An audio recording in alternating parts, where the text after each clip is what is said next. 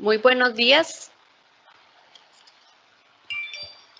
Buenos días a todos los participantes de esta charla gratuita que les ofrecemos sobre las vacunas y los tratamientos para el COVID-19.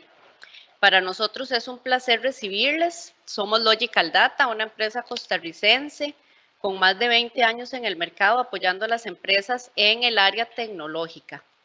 Contamos con más de 400 clientes en México y Centroamérica y hoy queremos brindarles una charla que nos lleve a estar conscientes que hay una esperanza y que esta situación que hoy todos vivimos va a pasar y que estamos a las puertas de tener a mano opciones de vacunación y tratamientos que nos van a permitir salir de esta pandemia que tanto nos ha estado afectando.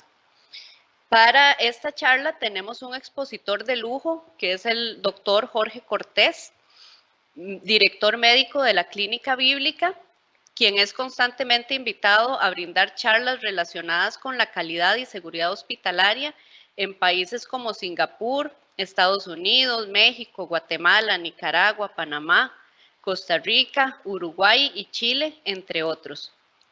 Él cuenta con una vasta experiencia en la medicina privada, llevando a la Clínica Bíblica a ser el primer centro costarricense y primer país en la región a contar con acreditación por parte de la Joint Commission International.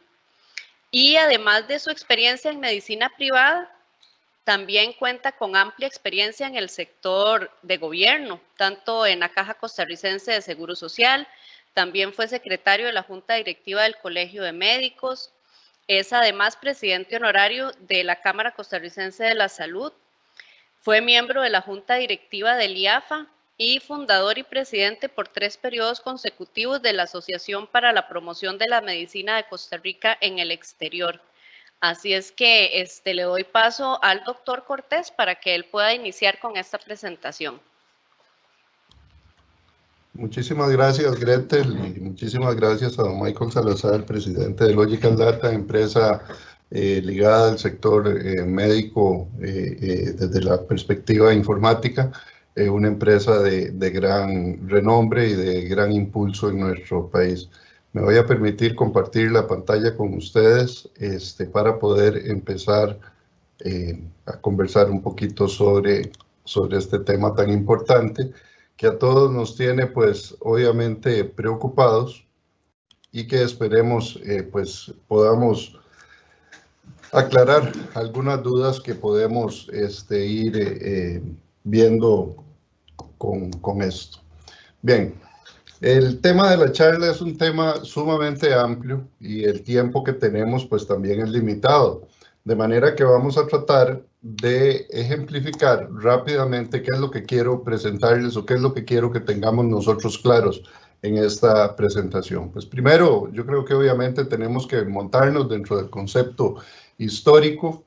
Tenemos que tener unas bases sobre las cuales podamos todos estar de acuerdo en la parte de lo que significa la inmunidad.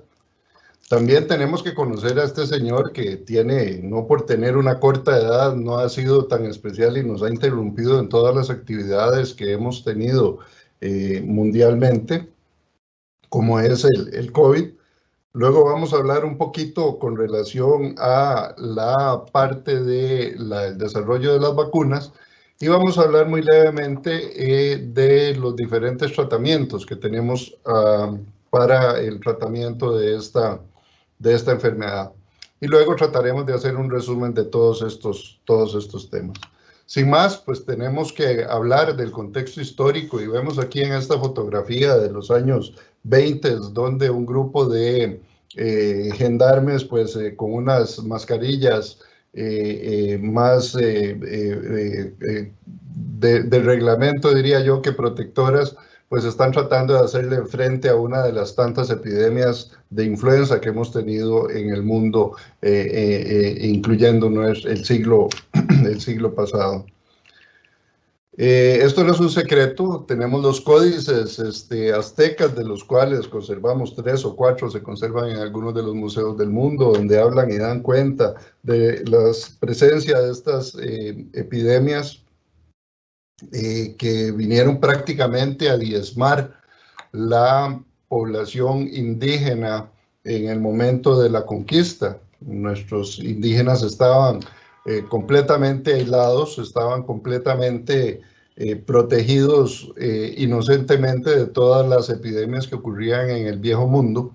Y cuando llegaron, pues existen estas evidencias gráficas de la pandemia que azotó, la epidemia que azotó nuestro continente en ese momento, la epidemia de viruela, que prácticamente diezmó la población indígena, así que desde ahí y hemos tenido historia de las diferentes epidemias que han tenido.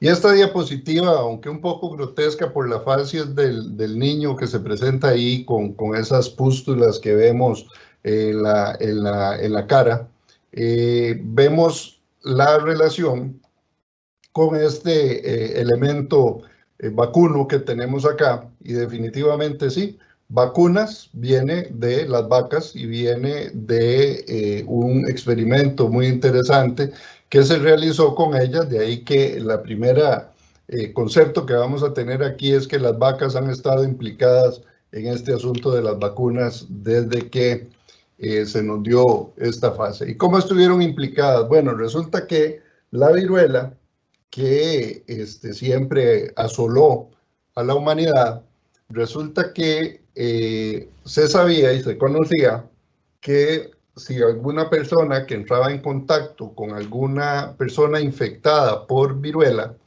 le podía producir la enfermedad en un grado menor o leve y posteriormente quedaba inmune a la presencia de estos. Pero en Inglaterra el doctor Jenner se dio cuenta de que las campesinas, él trabajaba en el campo, y se dio cuenta que algunas campesinas que estaban en contacto con las vacas, que algunas de las cuales tenían viruela de las vacas, desarrollaban una enfermedad más leve y más benigna que la que desarrollaban los que estaban en contactos con la viruela humana. Y entonces se le ocurrió hacer una inoculación de las vesículas de estas vacas en seres humanos. Y entonces condujo un experimento clásico con un niño al cual le hizo una inoculación de las pústulas de esta vaca. Obviamente el niño, que fue el primer paciente en recibir esta inoculación de vaca, porque ya se había hecho de humanos, desarrolló una enfermedad, pero no desarrolló todas las lesiones que se pudieron desarrollar de si la inoculación hubiese sido con algún virus humano. Y entonces esto trajo a consideración la primera evidencia de que se podía lograr una inmunización cruzada y que se podía lograr una protección a los seres humanos con esta vacuna.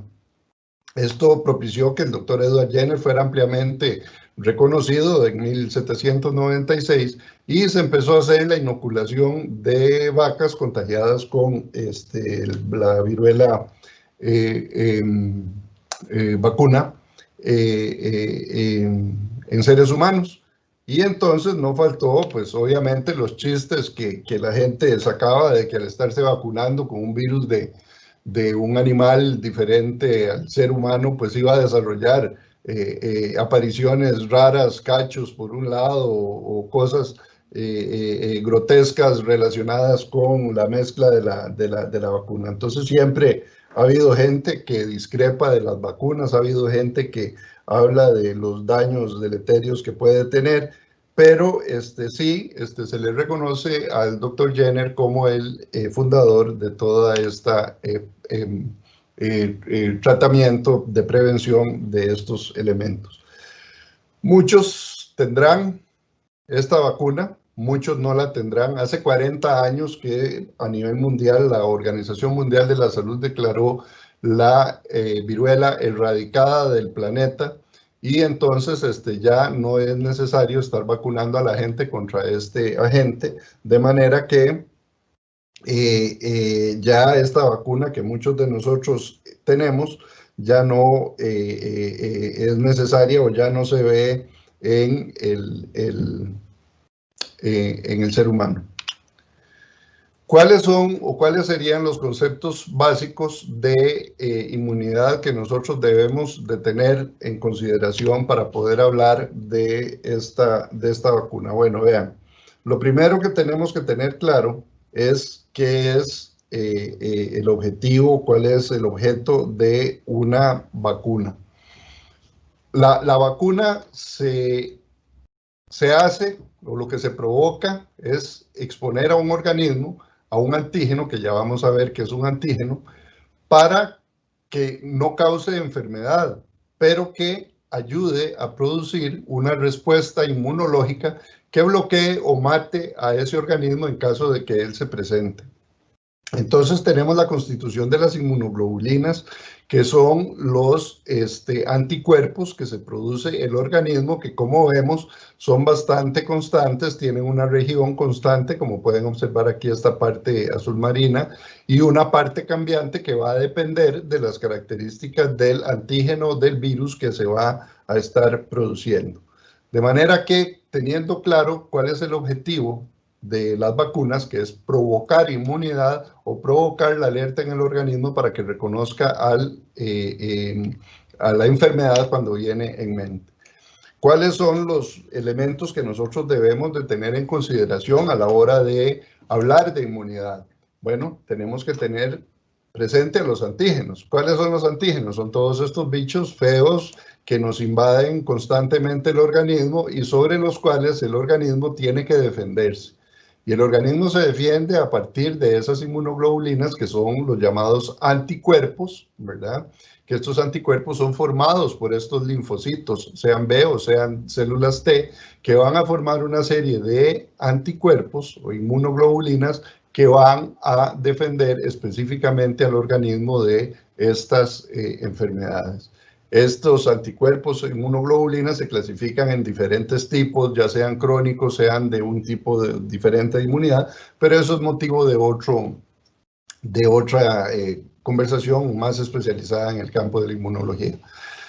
Los otros elementos que concurren en el sistema inmunológico del organismo son los macrófagos, y los macrófagos no son otra cosa que las diferenciaciones de los glóbulos blancos que nosotros tenemos, que todos sabemos son elementos formes de la sangre, y que lo que hacen es sencillamente atacar, englobar, comerse, atacar a los diferentes bacterias o virus que pueden penetrar al organismo. Entonces acá en las células dendríticas, que es un tipo de macrófago altamente especializado, lo que vemos es donde producen elementos que van a atacar estas bacterias ya previamente identificadas. ¿Y cómo lo van a hacer? Lo van a hacer por diferentes mecanismos.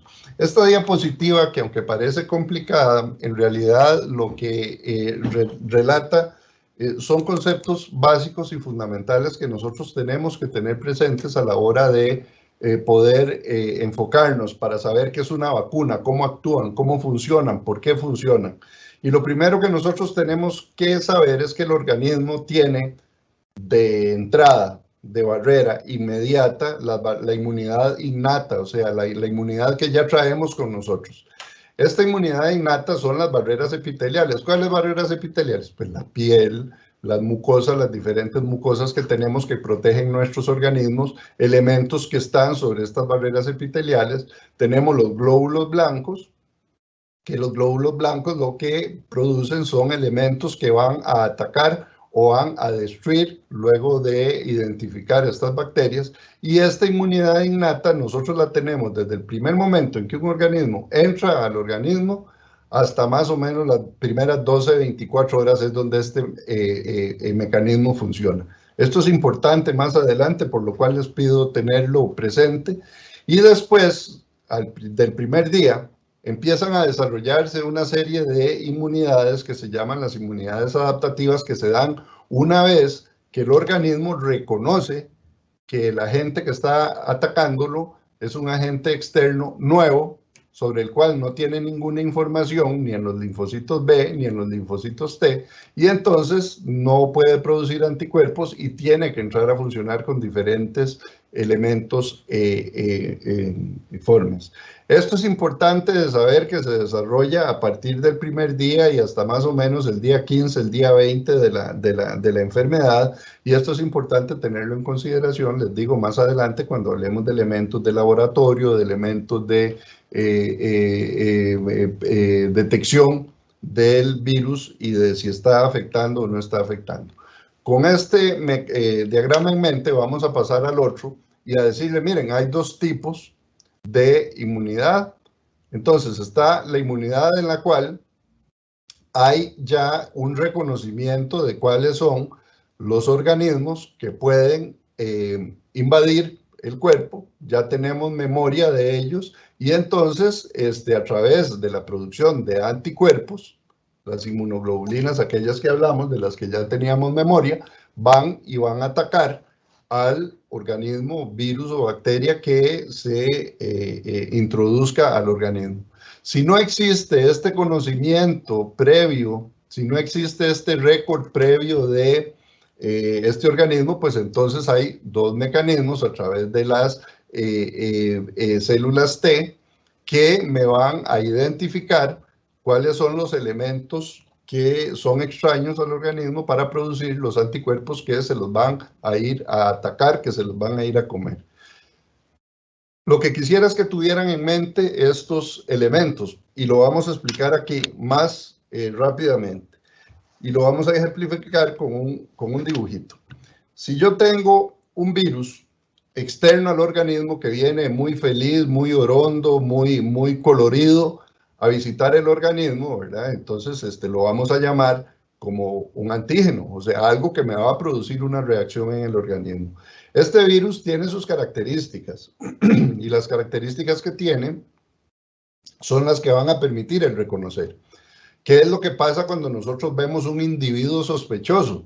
Bueno, que ya nos empezamos a fijar si trae una marca especial, si trae una camisa que es sospechosa de algo delictivo, si trae un sombrero, si trae lentes oscuros, y la manera en que camina, o sea, cuáles son las características que hacen que este individuo sea particular.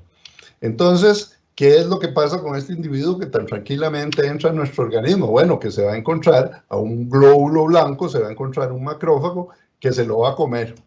Se lo va a comer de primera entrada porque es parte de la inmunidad innata que nosotros tenemos, la que nos defiende inmediatamente. O sea, esos virus esos glóbulos blancos andan comiéndose lo que encuentren que sea extraño al organismo. Y esto pasó rápidamente. Sin embargo, cuando se come a este individuo sospechoso que entró, este macrófago queda marcado. Vean aquí que las señales de alerta que tenía, las señales diferenciadoras o las características que tenía este virus, pues entonces quedan aquí marcadas en el macrófago. Esto es que el macrófago, el glóbulo blanco, expone a ese virus, a esa bacteria que se comió, para que sea identificado por quién, por otras células que lo ayudan, que son las células T o los linfocitos T, que lo que hacen es venir y analizar estos diferentes características o elementos distintivos que el virus tiene. Esta información que esta célula adquiere con el conocimiento, una vez que identificó cuáles son las características, o sea, cuando le tomó las fotos, cuando lo identificó, le tomó las huellas dactilares, lo identificó plenamente, entonces se lo pasa a otro elemento que es la célula T, que era de los dos elementos que les decía que concurren en la inmunidad humoral, y entonces lo que hace es que produce un reconocimiento y una información. Es como cuando Logical Data nos hace un programa, entonces ese programa ya queda activado en las células y lo reconocen. Entonces ya tenemos memoria de esa bacteria, de ese virus, como algo dañino, como algo perjudicial para el organismo. Y al tener esa memoria, ¿qué es lo que hacemos? Que las mismas células B pueden producir anticuerpos, que fueron aquellos que les mostré al principio, que son los que tenían la parte constante y la parte variable, pero que ya están específicamente diseñados para irse a pegar a cualquiera de estos elementos distintivos del virus. Entonces, esta producción de estos policías, esta producción de estos elementos específicos para luchar al virus, ¿qué es lo que van a hacer? Lo van y lo van a capturar. En ese elemento particular o en esa característica primordial, definitoria que tenía este virus, pues ahí es donde se le van a pegar. Y al pegarse, ya empiezan a enviar una alarma diciendo, miren, háganme el favor y me comen, cómame, cómame, cómame, y empieza a llamar a los diferentes macrófagos para que se los coman conjuntamente con el virus y de esa manera poder inutilizarlos y poder, ¿cómo se llama?, acabar con el ciclo de inmunidad que es lo que nos produce. Entonces, de estos elementos, ¿qué es lo que tenemos que tener claro? Que todo el sistema está orientado a identificar o a caracterizar cuál es el defecto primordial, cuál es la característica principal del virus que nos va a producir para poder atacarlo. Teniendo eso en mente, entonces vamos a hablar otro poquito de por qué este señor que entra subrepticiamente a nuestro organismo, ¿qué lo hace tan especial? ¿Por qué es que nos está causando tanto problema, tanto escollo? Bueno, resulta que lo primero que tenemos que tener en consideración es que es un virus nuevo. Es un virus que no tiene 6, 7 meses de ser conocido. Entonces, todo desde nuestro organismo hasta nuestra sociedad y nuestra ciencia está tratando de ver qué es lo que va a pasar con este señor. Entonces, lo primero que tenemos que saber, y es claro, y ustedes han escuchado toda la controversia que ocurre alrededor del virus, es un virus zoonótico. ¿Eso qué quiere decir? Que se transmite de animales a seres humanos. Entonces ya el paso de una especie a la otra ya nos dice, miren, tengan cuidado porque este bichito tiene características muy agresivas.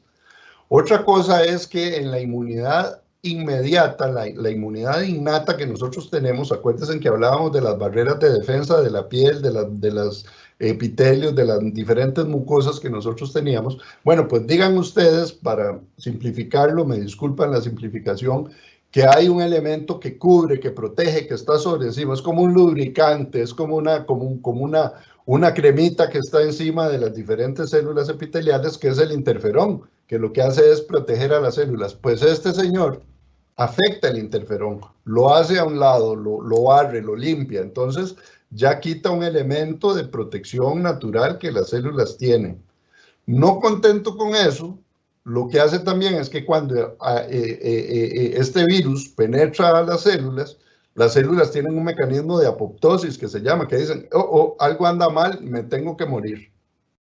Entonces ellas solas desencadenan un mecanismo de degeneración y se mueren. Bueno, pues este bichito, este virus, no deja que ese mecanismo como tal funcione y que se produzca la muerte o el suicidio de esta célula que se encuentra infectada y entonces la pone a trabajar para él. No sabemos todavía si genera inmunidad o por cuánto tiempo la va a generar. Esto es parte de lo que estamos desarrollando y de lo que vamos a hablar más adelante.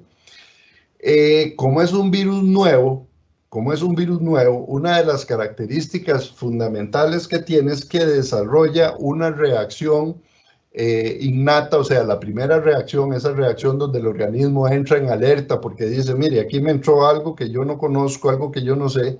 Entonces esa alarma es tan fuerte, es como me imagino yo, como que entrara un ladrón a la casa y todo el mundo se vuelve loco. Se vuelve loco el papá, se vuelve loco la mamá, se vuelve loco todo el mundo saca pistolas, todo el mundo empieza a disparar y al final se mata todo el mundo entre ellos y esa hiperreacción es lo que forman las tormentas de citoquinas, que ya vamos a hablar, que es la que causa la reacción inflamatoria tan severa que hace que la gente se muera del COVID. Y también nos plantea que al producir una respuesta tan severa del organismo, pues una reacción a una vacuna también perfectamente puede ser desencadenada o puede desencadenar un fenómeno tan importante como este. También tenemos el otro aspecto que es la alta tasa de mutación que estamos teniendo.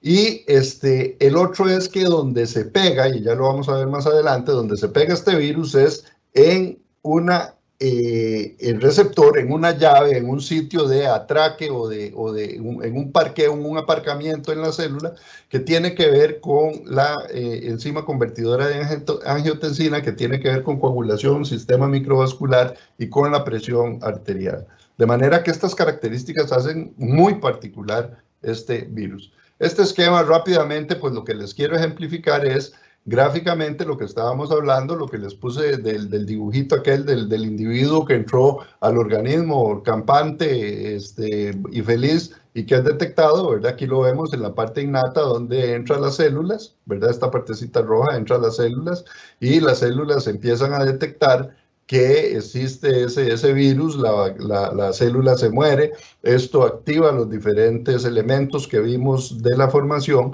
entra y activa los linfocitos que forman anticuerpos y los anticuerpos producen una respuesta que va a luchar, estos anticuerpos que van a luchar contra los virus que se vayan a encontrar. Entonces esto es lo que vemos normalmente y esto es lo que nos produce la enfermedad leve o moderada, la que le produce la enfermedad leve o moderada al 80% de los pacientes, de las personas que son infectadas por este virus.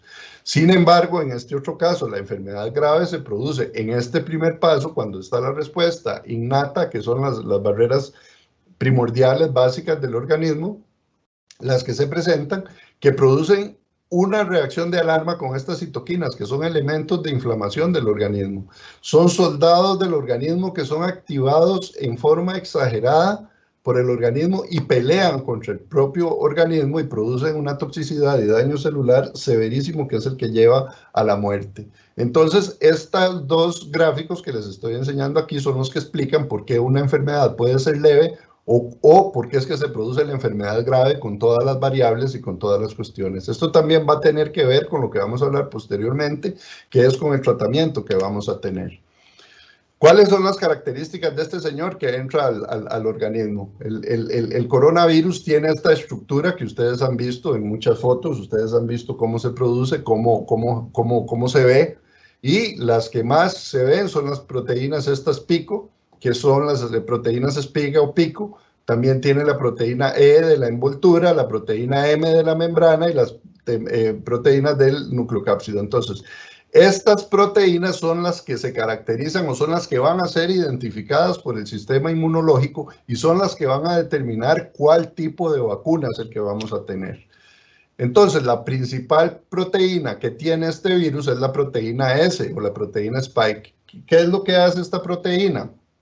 Lo que hace sencillamente es producir el movimiento de la bacteria. Esto es como una aguja que sencillamente se clava en la membrana de la célula humana y le inyecta literalmente como una inyección, como un inyectable, le inyecta el material genético que trae esta proteína. Si vemos acá en este resortito que vemos aquí es el material genético de la bacteria. Esto se inyecta a través de esta espiga que tenemos por acá. Entonces, esto es importante que nosotros sepamos que si vamos a identificar, si vamos a caracterizar los distintivos que este virus tiene, pues los distintivos que tienen son estas proteínas. Son 4 proteínas y estamos trabajando sobre una proteína que es la que vamos a hablar seguidamente. ¿Y por qué en esta proteína y no en la de la membrana? ¿Y por qué no en la del interior? Bueno, porque la proteína que más importante, la que produce la infectividad, la que produce el movimiento, la que produce todo el trofismo del virus, es la proteína S. Aquí vemos una invasión de las células estas sobre las células humanas y aquí es donde vemos gráficamente cómo es que se reproduce el coronavirus en el cuerpo. Entonces, si esto representa una membrana celular, tiene un receptor o un puerto de atraque o un parqueo, un estacionamiento, como ustedes quieran, entonces el virus viene y se pega literalmente en este receptor y a través de ese receptor le inyecta este material genético que vemos acá como un resortito, que es el ADN, y este resortito lo introduce dentro de la célula. ¿Y qué hace este material genético del virus? Pues agarra el material genético, la fábrica que tiene la célula y la pone a producir. copias de esta bacteria. No la deja, le dice, mire, usted ahora es mía, usted no va a producir lo que usted normalmente produce, ahora nada más va a producir copias mías. Y entonces crea millones de copias virtuales. Se cree que cada virus puede crear entre 10 y 100 mil copias en una sola célula. Entonces vean ustedes la capacidad de producción que tienen estas cuestiones. Y otra parte importante va a ser este receptor, porque este receptor tiene que ver también con la presión arterial, tiene que ver con los vasos sanguíneos, tiene que ver con la coagulación, y entonces ahí es donde se desarrollan una serie de elementos de gravedad en las diferentes modalidades de infección que nosotros tenemos. Esta es otra microfotografía electrónica que nos muestra en rojo pues la invasión de estos coronavirus sobre diferentes células del epitelio humano. Entonces vean cómo lo invaden y cómo empiezan a poner toda esa maquinaria, cada una de esas celulitas, a producir hasta 100.000 copias de ella misma en un mismo ser humano. Entonces, ¿cómo hacemos nosotros para hacer el desarrollo de las vacunas contra el COVID-19? Bueno, lo primero que tenemos que tener claro es el desarrollo normal de un estudio científico. Un estudio científico no se hace en 15 días, no se hace en 2 meses, ni se hace en 3 meses, se hace en años. ¿Qué es lo que pasa? Nosotros tenemos primero una investigación básica, que la investigación básica se las voy a simplificar, se las voy a poner muy simple, y me disculpan el simplismo. Va a ser, por ejemplo, cuando yo digo, mire, si sobre esta alergia que tengo me froté unas hojas de violeta y con la violeta se me quitó la inflamación y el picor que tenía. Bueno, me parece que las violetas deben tener algún compuesto que lucha o que combate la inflamación que me da una alergia. Entonces yo empiezo a desarrollar, a tratar de buscar ese compuesto básico en esa molécula que me produce esa desinflamación en la alergia. Cuando la encuentro, es la fase de descubrimiento, entonces la aíslo, busco cuál es la manera más fácil, más sencilla, más económica y más eficiente para poder producir ese elemento que tiene esa molécula que tienen las violetas para producir esa antiinflamación. Y entonces después digo, ok, ahora sí, ya tengo el compuesto aislado, ya lo tengo en forma de cremita, y entonces ahora voy a buscar 10 personas que tengan una reacción alérgica para ponerle esta cremita a ver qué es lo que pasa, a ver si le quita la inflamación, si no se la quita, si les crea efectos adversos o no les produce efectos adversos. Ya vi que no me producía efectos adversos y que realmente me quitaba la inflamación que tenía, entonces entro a una fase clínica, que esa fase clínica también está dividida en fases que van incrementando el número de personas que son sometidas o son expuestas a los efectos supuestamente benéficos de este medicamento.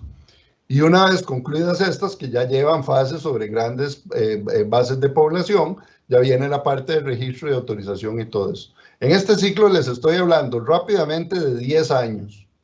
10 años para poder desarrollar un medicamento desde la base de investigación hasta la comercialización de esta base. Entonces, cuando nosotros decimos, ¿cómo hacemos si el coronavirus tiene 6, 7 meses de haber aparecido? Bueno, estamos corriendo para hacer algo que hacemos en 10 y hasta en 20 años para producir, por ejemplo, la vacuna contra el papiloma, que todos ustedes conocen, todos ustedes han escuchado de él. Fueron 20 años de investigación y de desarrollo. Entonces no es de la noche a la mañana que nosotros podemos desarrollar un medicamento. ¿Cuántos estudios están corriendo en este momento a nivel mundial alrededor de la vacuna? Más de 135 estudios. De esos 135 estudios, solo uno ha sido aprobado para uso limitado y 4 de ellos están en fase 3. Y en fase 3 me estoy refiriendo a esta fase 3. ¿Y cómo llegaron? Si yo les estoy diciendo que duramos 20 años, ¿cómo se pasaron todo esto? Bueno, lo vamos a ver pronto. Entonces, ¿qué se debe considerar cuando estamos hablando de la manufactura de un medicamento? ¿Qué tenemos que ver? Bueno, primero, ¿De qué manera el sistema inmunitario va a responder al germen? ¿Verdad? ¿Cómo es que ese bicho se va a comportar dentro del organismo? Y recuerden, contra el COVID tenemos 6 meses de conocerlo. ¿Quién necesita vacunarse contra esas bacterias o virus? Perdón, para esos virus. ¿Cómo se llama? Van a ser mujeres embarazadas, van a ser niños, van a ser adultos mayores, van a ser personas con riesgo, van a ser personas con enfermedades. ¿Cuál es la mejor tecnología o enfoque para crear esa vacuna? Entonces ahí es donde salen los diferentes tipos de vacunas que nosotros podemos considerar en su fabricación. Entonces puede ser de un virus completo inactivado, como fue el caso de la inoculación que hizo el doctor Jenner, ¿verdad? Que le introdujo un virus vivo, porque no estaba atenuado, un virus vivo a un chiquito. Y le produjo la enfermedad, no tan severa, pero porque le generó inmunidad, pero le puso un virus completamente activo que le dio una enfermedad más leve. Puede ser un virus atenuado o muerto, puede ser fragmentos de ese virus o pedacitos de ese virus. Entonces eso nos da los diferentes tipos de vacuna que nosotros tenemos y dentro de los cuales vamos a hablar. ¿Cuáles son esos vacunas? Bueno, pues la clásica, que es la que va a activar. Acuérdense que el objetivo de la vacuna es activar el sistema inmunológico. Entonces, le presenta al sistema inmunológico un virus muerto o atenuado. Entonces, las respuestas que va a tener, estas fueron las primeras vacunas que se utilizaron. Esta es la vacuna que ya vamos a ver, desarrolló Rusia, y esta es la vacuna que desarrolló China, y vamos a ver las características de ella.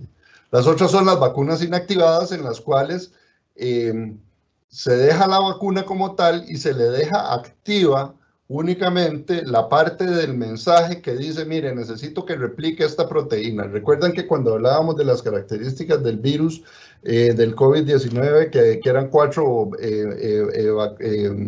características principales o proteínas principales que tenían, dentro de las que estaba la espiga. Bueno, pues entonces le dicen, mire, nada más produzcame la espiga. No me produzca la proteína M ni la proteína nucleótica, ninguna de esas, sino que produzcame nada más esta proteína. Eso es una vacuna inactivada. La otra son unidades estructurales. Entonces, si este es el virus, entonces el virus se descompone en diferentes segmentos, y de esos segmentos ya identificados, cuáles son los que se desean como productores de la inmunidad, esos son los que se inyectan en la vacuna. Y la otra es que nos vamos al resortito que estaba adentro. ¿Se acuerdan que había una membrana que era la de ARN o DNA? Entonces, esos se usan pedazos, partes de ellos, porque no van a replicar el virus como tal, pero sí van a generar una respuesta inmunológica del organismo. Entonces, con eso dicho y entendido, donde ya sabemos los conceptos básicos, dónde era que se producían, pues entonces nosotros podemos ver que tenemos 4 vacunas que están en fase 3. En este momento esas vacunas en fase 3, 2 de ellas son la China, son chinas, donde es un virus inactivado el que se está aplicando. Esa es la vacuna Sinovac y la vacuna de Wuhan. Las dos difieren, una es con el virus inactivado y otra es con una parte del virus. Kaiser Permanente están desarrollando la fase de la vacuna que se llama Moderna, que es con ARN encapsulado, que es la partecita de aquel resortito que veíamos al inicio, y la que todos conocemos, la de Oxford, ¿verdad? Que es la del vector viral no replicante y que es la que se ha hablado tanto en estos tiempos. ¿Qué es la vacuna de Oxford? Y aquí también tenemos que hablar, cuando hablábamos de todos los 20 años que tarda, los 10 años que tarda en desarrollarse una vacuna, ¿por qué decimos, bueno, ya la podemos poner en fase 3? Bueno, porque estamos haciendo una combinación de pasos. Estamos pasando ya de la fase de investigación clínica y otras, porque ya teníamos un carro, ya teníamos un transportador. ¿Qué es el transportador? Es el que me va a permitir meterse a las células e introducir la información de la proteína que yo quiero que me produzca. Entonces, ya existía un adenovirus de chimpancé. Recordemos que el COVID viene de un adenovirus que había sido modificado genéticamente para que no desarrolle infección. Entonces, este adenovirus es este camión de carga que nosotros tenemos. Entonces, este camión de carga ya estaba en fase 3, ¿verdad?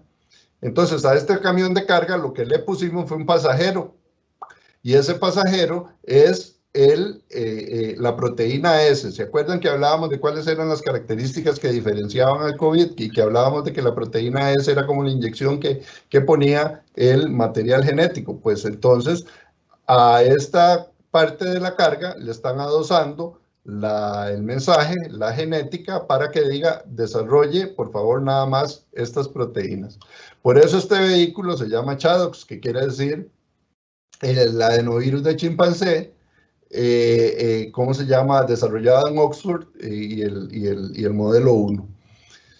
Entonces, lo que se está apostando es a cargarlo de material inmunogénico, o sea, que puede desarrollar esa característica de alertar el sistema inmune al camioncito que ya teníamos de previamente eso. Entonces, esa combinación de fases es la que nos permite pasar de la fase de investigación clínica a la fase 3 y decir, bueno, ya la podemos ir probando, porque este carro con otra carga ya ha sido introducido a ¿cómo se llama? O ha sido utilizado en otras formas.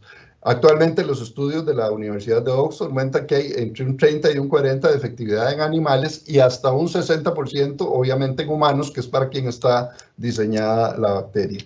Ya con un 60% de inmunidad ya estamos hablando de que es una inmunidad aceptable para nosotros poder decir que es una bacteria interesante.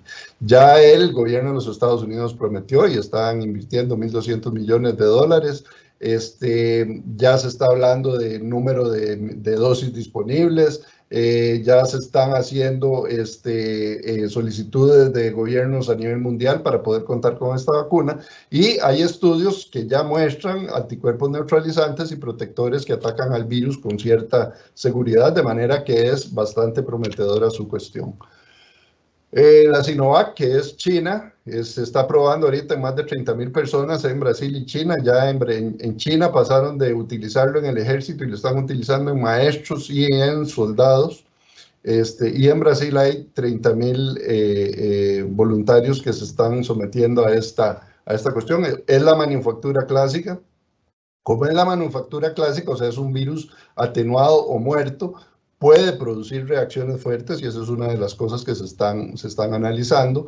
Ya lleva buenas respuestas en los ensayos clínicos que han demostrado bastante eficiencia. La Moderna es los factores del núcleo de la proteína que ordenan replicar nada más la proteína S. Es una vacuna que tecnológicamente es muy novedosa, es muy moderna, es muy fácil de producir, muy rápida de reproducir, y tiene muy grandes expectativas. Sin embargo, el problema que tiene es que, como la de Oxford previamente ha mostrado beneficios, esta no ha demostrado beneficios en estudios previos. Sin embargo, tiene muy buenas expectativas y tiene muy buen apoyo de gobierno, de Organización Mundial de la Salud, y ya se están corriendo pues estudios con grandes poblaciones. Hay otras vacunas que se están desarrollando contra el ARN, que son estas de China también, pero con la compañía Pfizer, y otras del Reino Unido que también están desarrollando conjuntamente esta vacuna. Esas son las 4 vacunas principales que se ajustan a los 4 criterios que les hablaba al principio de cuáles son los mecanismos para la producción de vacunas. Esos son los que lo tienen, y por eso es que se están corriendo con eso. Eso es en cuanto a las vacunas, que es el tratamiento, llamémoslo así, definitivo, porque es el que nos va a producir una inmunidad. ¿Qué va a ser la inmunidad? Que nos va a preparar para que, si nos infecta el virus, porque no es que no nos va a infectar, si nos infecta el virus, el organismo esté preparado y esté organizado para poder defenderse con ciertas características o ciertas condiciones de éxito que lo puede tener. Entonces, ¿Qué hacemos mientras tanto con los tratamientos que tenemos? Bueno, tenemos medicamentos antivirales que lo que tratan de hacer es que el virus se infecte, o sea, se meta ese receptor, o que una vez dentro de las células produzca el mecanismo que hace que pone a trabajar a la célula a nombre del virus. Entonces, se han utilizado varias terapéuticas que no están diseñadas específicamente para el COVID, que han sido diseñadas para otro montón de tratamientos, hepatitis C, VIH, el ébola, la influenza, etcétera, pero que no han sido diseñados para atacar específicamente el COVID. Entonces, ¿cuáles medicamentos son? Bueno, el más famoso que todos conocen es el Remdesivir, que es el que actualmente hay que aplicarlo por vía intravenosa, no se puede por pastillas.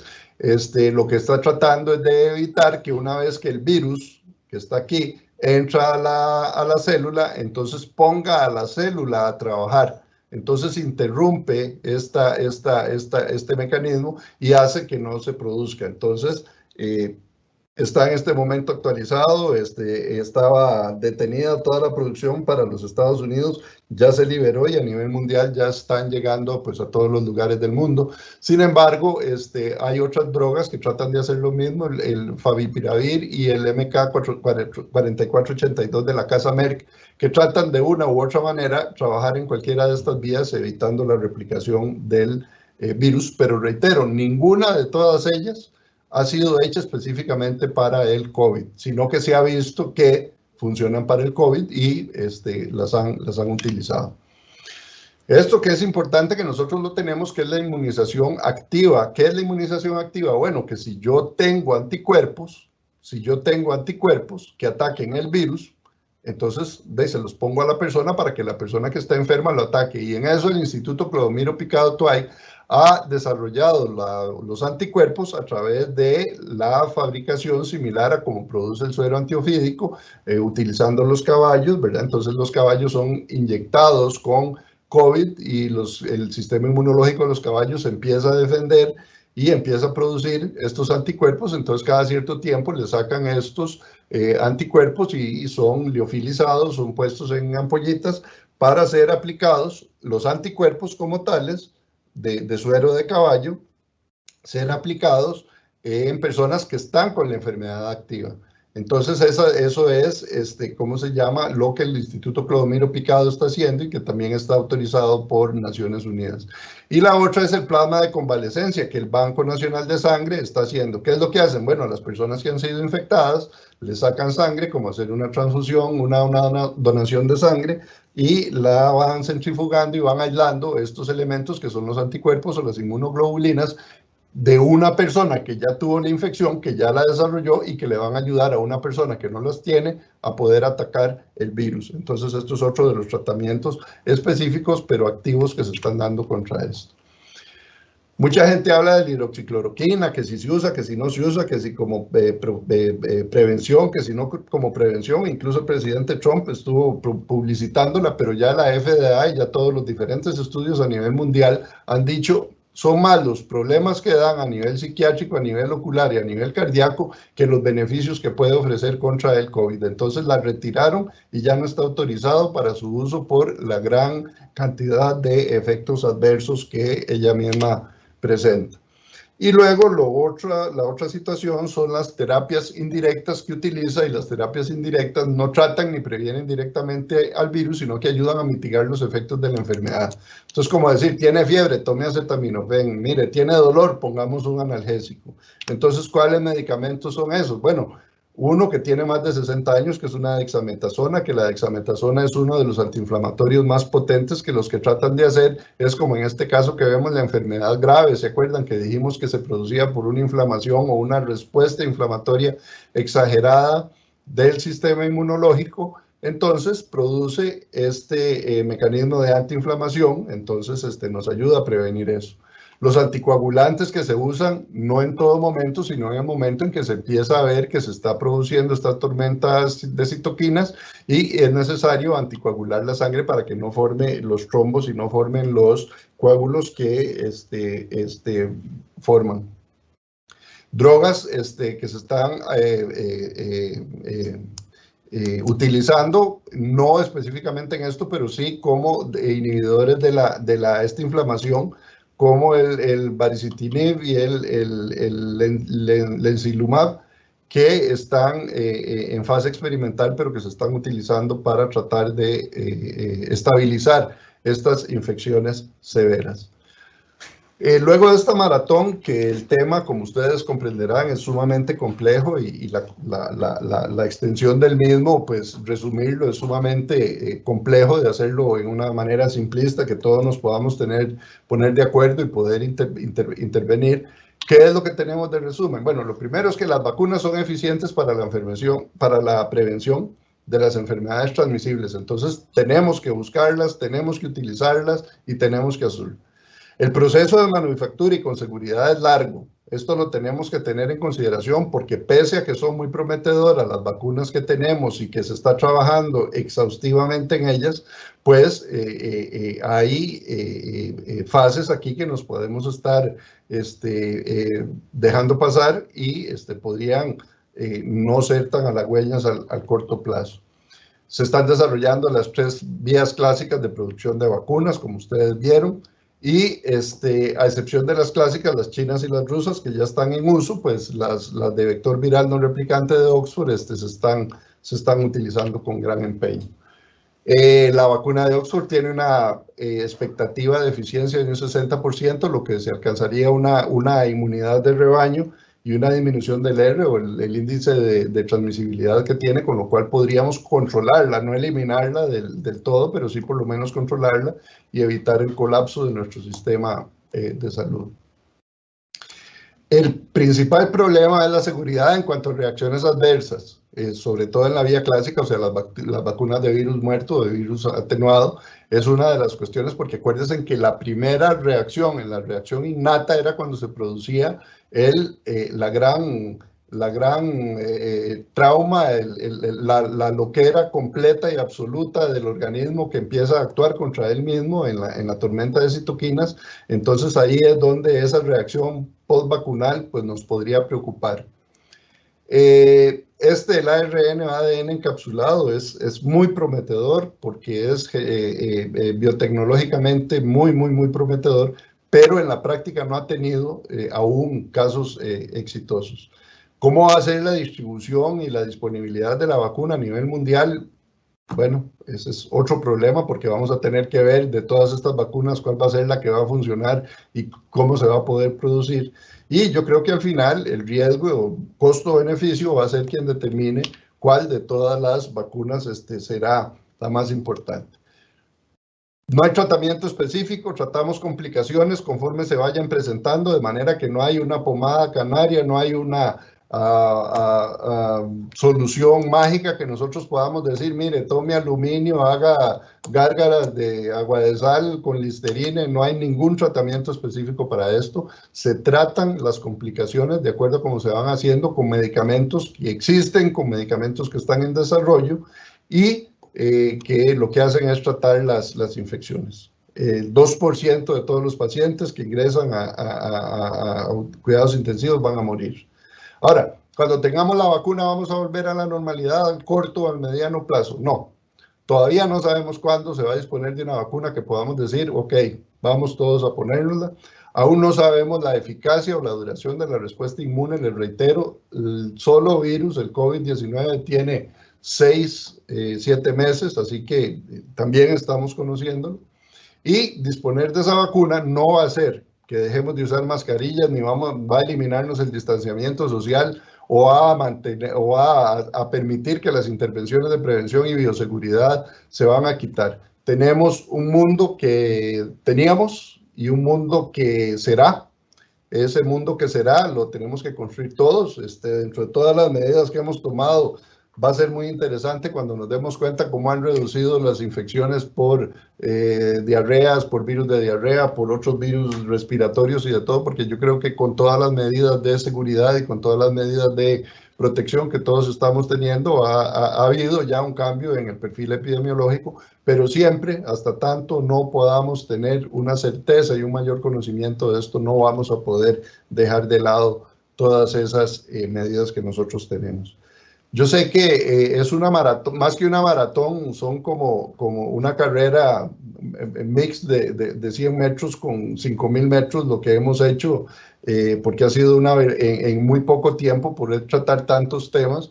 Yo espero que por lo menos los elementos básicos y fundamentales para poder entender qué es lo que pasa con el COVID, qué es lo que estábamos haciendo con las vacunas y cuál es el mecanismo de producción, ha sido lo elemental y lo funcional, y algunos elementos de discusión para que todos podamos estar discutiendo.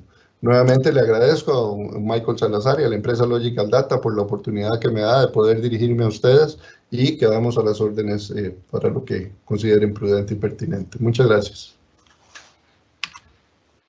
Muchísimas gracias, doctor, por la charla tan amplia y tan clara. Vamos a abrir un espacio, por cuestiones de tiempo lo vamos a limitar a unas 5 preguntas, entonces por favor si alguien tiene alguna consulta nos las puede escribir al chat. Doctor, aquí tenemos una ya que nos indican que para cuándo se estima que podría estar la primera vacuna. Bueno, la primera vacuna ya está. La primera vacuna la sacaron los rusos. Recordemos que independientemente de las cuestiones políticas y todo lo que digan, pues los rusos han tenido una historia en tecnología de desarrollo de vacunas muy buenos. La campaña de erradicación de la viruela a nivel mundial fue idea de ellos, empezó desde los años 50, y si no hubiera sido por su empeño y por el desarrollo de estas vacunas no lo hubiéramos tenido.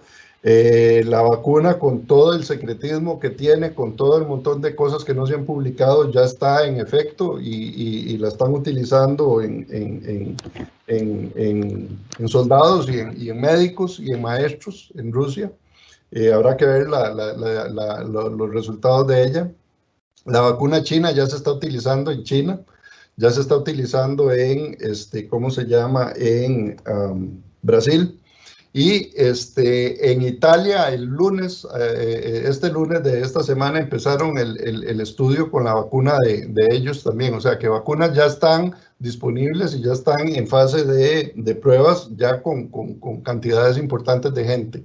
¿Qué es lo que vamos a esperar? Bueno, vamos a esperar la Oxford, que supuestamente por el mercadeo que tiene, por los estudios que han revelado, que han ido, esos sí han sido muy transparentes en los hallazgos, y han sido muy transparentes en cuanto a las publicaciones, cómo lo van a hacer.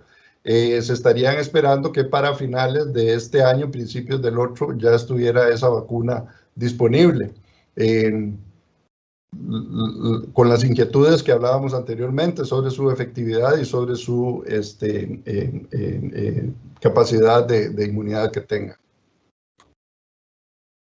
Muchas gracias, doctor. Aquí nos preguntan también que viendo pues este escenario, nos dicen, pareciera que la pandemia va para largo y si no hay tratamiento inmediato, esto puede salirse de las manos. ¿Cómo evalúa el futuro en el corto o mediano plazo? Vean, en el corto o mediano plazo nosotros tenemos que seguir en lo mismo. A mí muchas veces me preguntan, mire, ¿cuál es el país más exitoso en el control de esta situación? Yo les digo, mire, eso todavía no lo sabemos, porque al final va a ser un balance entre la parte económica y la parte de salud. Recuerden que nosotros tenemos un sistema de salud privilegiado. Los costarricenses muchas veces desestimamos la bendición que tenemos con nuestro sistema de seguridad social, independientemente de todos los problemas y de todas las cosas que se le puedan achacar y se le puedan atribuir. Pero pese a tener una tasa de infección bastante alta, pese a estar nosotros en este momento entrando a la parte álgida donde han estado muchos países, la tasa de letalidad es muy baja. Y la tasa de letalidad habla de la excelencia del sistema de salud. Y como le decía, mire, el mundo era antes una cosa. Antes de finales de diciembre del año pasado era una cosa. Y ahora vamos a otro mundo completamente diferente. Y las medidas que estamos teniendo van a tener que persistir. O sea, el COVID vino y ahí se va a quedar, va a seguir. y va a seguir con las mismas características, va a seguir matando el 2% de la gente, el 80% de la gente no va a tener síntomas o van a ser leves, el 20% van a tener que infectarse, vamos a tener que aprender a convivir con él y ojalá en algún momento, como la viruela, llegar a erradicarlo, como llegaremos a erradicar el H1N1 y llegaremos a erradicar un montón de otras enfermedades transmisibles, pero que es una realidad diferente y que nos obliga como sociedad en un mundo globalizado, en un mundo en que usted está hoy en Costa Rica y mañana está en Ámsterdam, o está en Londres, o está con un transporte global, va a ser otra cosa. Hay esperanzas, por supuesto que hay esperanzas, por supuesto que vamos a salir adelante, no me cabe la menor duda.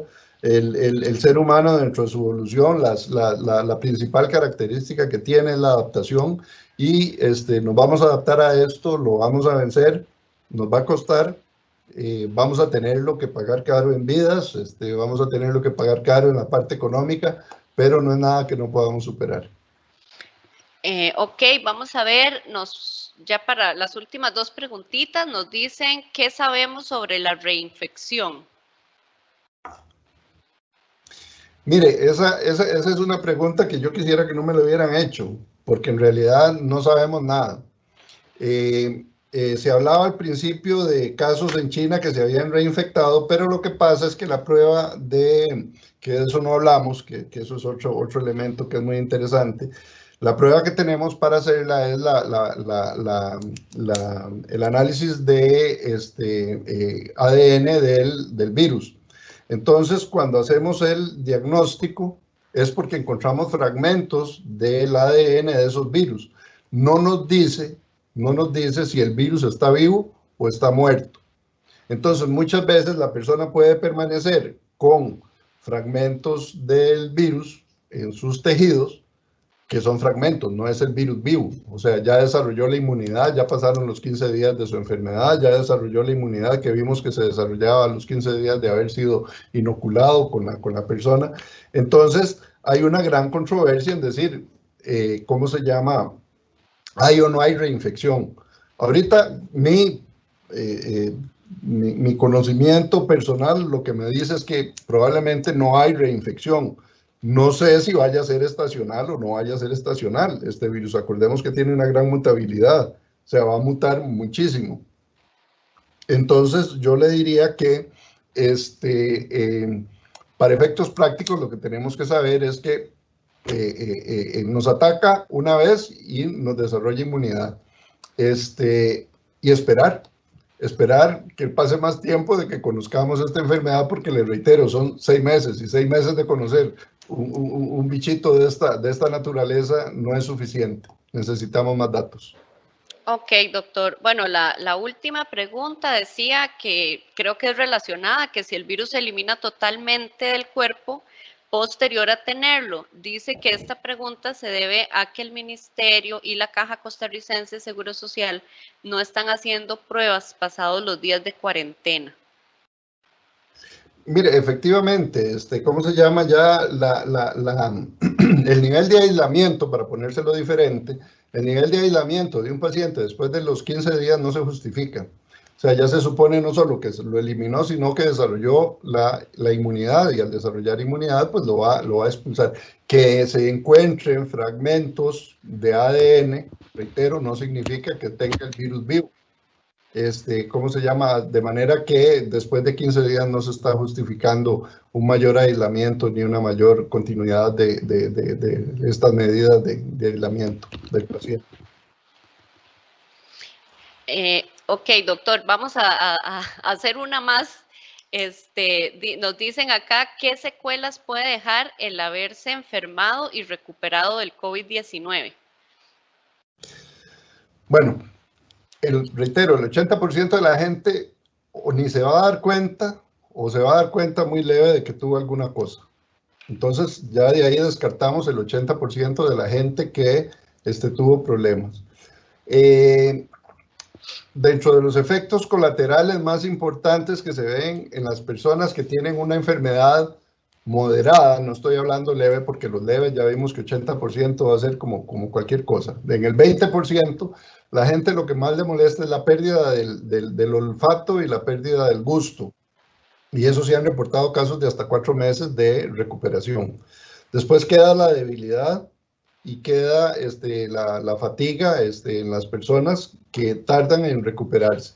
Cosa distinta ya a personas que son afectadas con una enfermedad grave, o sea, que ya han tenido una tormenta de citoquinas, entonces tienen ya daños a órganos blancos como son pulmones, como lo es corazón, como lo es a nivel del sistema nervioso central, donde hay deterioro cognitivo y hay una serie de síntomas que son atribuibles al ataque ¿cómo se llama?, del virus sobre el sistema nervioso central.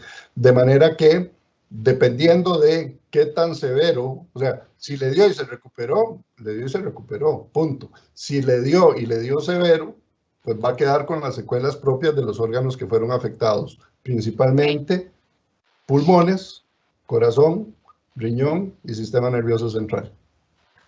Excelente, doctor. Muchísimas gracias por tan importante charla. La verdad que estamos recibiendo muchísimos comentarios felicitándolo por la claridad del tema y por la charla tan importante, sobre todo en estos tiempos. Comunicarle a toda la audiencia que se les va a estar enviando un link con la grabación de esta charla.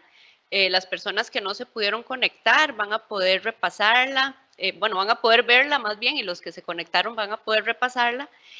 Cualquier duda que tengan pueden escribirnos al correo mercadeo@ld.co.cr y nosotros vamos a estar tratando de dirigir estas consultas con el doctor Cortés. Muchísimas gracias de verdad por el tiempo, agradecerle al doctor y a todas las personas que están participando. Quedamos conscientes de que es un camino largo, difícil, pero que va a haber una salida, van a existir vacunas, tratamientos y tenemos que ir caminando un paso a la vez. Muchísimas gracias y que tengan un excelente día.